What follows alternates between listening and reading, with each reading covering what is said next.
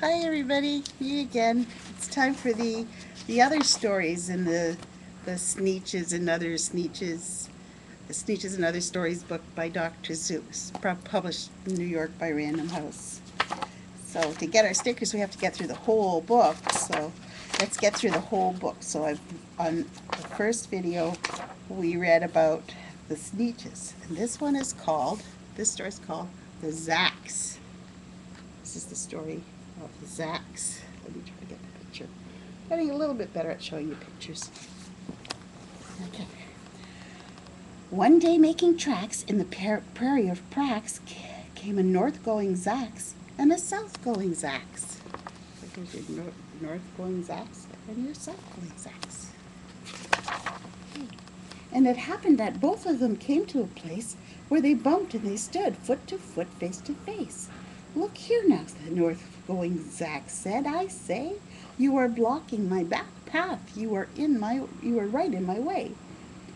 I'm a north-going Zax and I always go north. Get out of my way now. Let me go forth.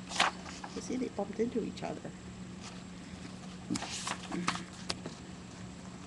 Who's in the way? Snapped the south-going Zack. I always go south, making south-going tracks. You are in my way, and I ask you to move and let me go south in my south-going groove.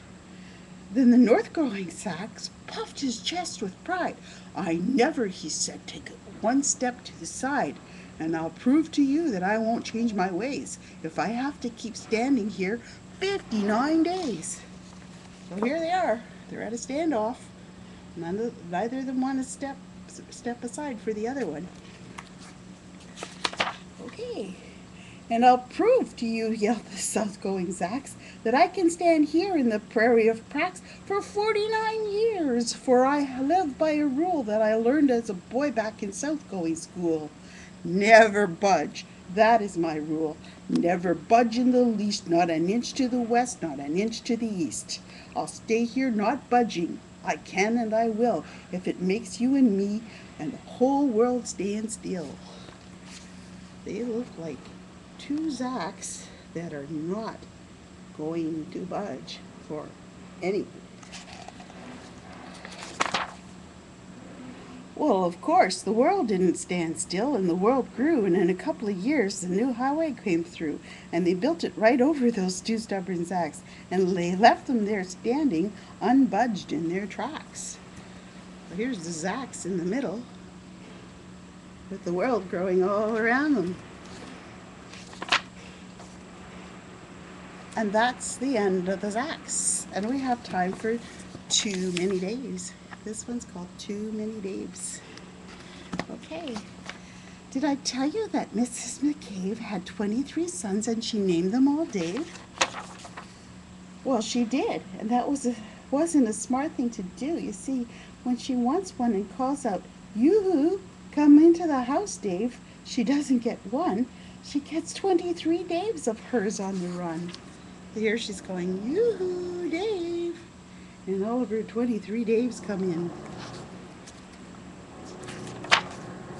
This makes things quite difficult for the McCabe's, as you can imagine, with so many Daves, and often she wishes that when they were born she had named one of them Bodkid Van Horn, and one of them Hoofus, and one of them Snim, and one of them Hotshot, and one Sonny Jim, and one of them Shadrach, and one of them Blinky, and one of them Stuffy, and one of them Stinky, and another one Put Put, another one Moonface, another one Marvin O'Gravel Balloon Face, and one of them Ziggy, and one Soggy Muff, one Buffalo Bill, and one Biffalo Buff, and one of them Sneepy, and one Weepy Weed, and one Paris Garters, and one Harris Tweed, and one of them Sir Michael Carmichael Zutt, and one of them Oliver Bolivar Butt, and one of them Zanzibar Buck McFade.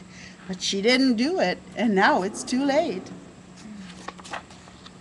And that's the end of Too Many Days. And there's just one more of the other stories, and it's called What Was I Scared Of? Okay, let's see. Well, I was walking in the night, and I saw nothing scary, for I have never been afraid of anything, not very. But then Then I was deep within the woods when suddenly I spied them, a pair of pale green pants with nobody inside them. I wasn't scared, but yet I stopped. What could those pants be there for? What could a pair of pants at night be standing in the air for? So here he is, and there. I'm not sure if you can see it very well. I don't think the light's very good anymore. Is the pants. So the scary pants. Okay, so let's go. And then they moved, those empty pants. They kind of started jumping, and then my heart, I must admit, it kind of started thumping. So I got out. I got out fast as I could, sir. I wasn't scared, but pants like that, I didn't care for. No, sir. And after that, a week went by, and then one dark night in Greenwich, I had to do an errand there and fetch some Greenwich spinach. Well, I'd fetched the spinach. I was starting back through town when those pants raised the corner. They almost knocked me down. And I lost my Greenwich spinach, and I didn't even care. I ran for home, believe me. I had really had a scare. Now, bicycles were never made for pale green pants to ride 'em, especially spooky pale green pants with nobody inside them. Here's the spooky green pants with nobody inside them, and here's running away. And the next night I was fishing for duck trout out in River River when those pants came roving towards me. Well, I started in to shiver, and by now I was so frightened that I'll tell you, but I hate to, I screamed and I rode away and lost my hook and line and bait too. So there, this time, he lost his hook and line and bait.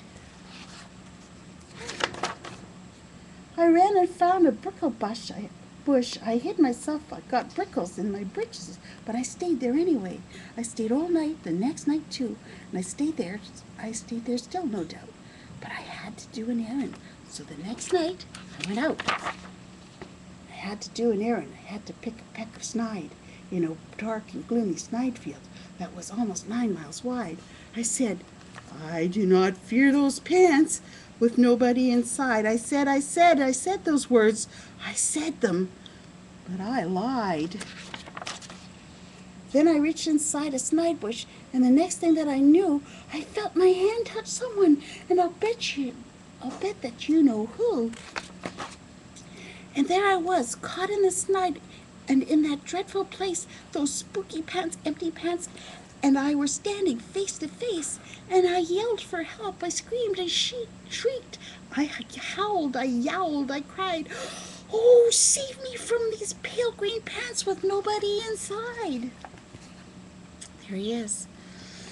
Help, save me. Oh, boy.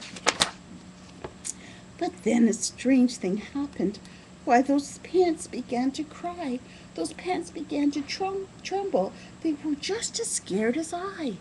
I never heard such whimpering, and I began to see that I was just as strange to them as they were strange to me. So here we go. Here's the story of the scary pants. I put my arm around their waist and sat right down beside them. I calmed them down, poor empty pants with nobody inside them. And now we meet quite often, those empty pants and I, and we never shake or tremble. We both smile and we say, hi. Hi, empty pants. Hi. And that's the end of the other stories. So that means we've read the whole book, Sneetches and the Other Stories by Dr. Seuss. So that means we can get one more sticker for our passport. So now we've done the Lorax, and we've done the Sneetches and Other Stories, and I also read you one extra one that I really like, the tribute to Dr. Seuss, which was called Wild About Books. That wasn't written about Dr. Seuss, it was written for Dr. Seuss in his memory, in honor of him. And it was written like a Dr. Seuss story. And I think that one was kind of mostly written for the librarians and the teachers and the parents that all love Dr. Seuss. And it's kind of like an inside joke. But It's still fun. So that's the end of the Sneetches and Other Stories. Thanks for listening. Love you a lot. And as soon as I can, I'll try to get some more Dr. Seuss books for our passports. Bye bye.